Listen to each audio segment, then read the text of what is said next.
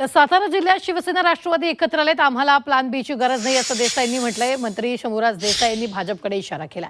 भाजप भूमिका मांडत नाही असं सुद्धा शंभूराज देसाईंनी म्हटलंय.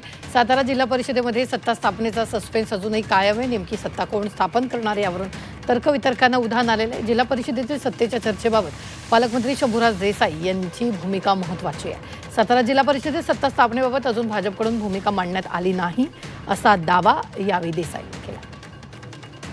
एकाही मान्य मंत्री महोदयांचं सरकार सत्ता स्थापन करण्याबाबतचं वक्तव्य नाही.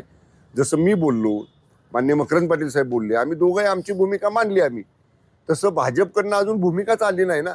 त्यामुळे त्यांची भूमिका आल्याशिवाय आम्हाला काय कळणार. आमचा एच प्लॅन आहे, आम्ही आणि राष्ट्रवादी एकत्र आहोत. ह्याला बी प्लॅनची गरज नाही.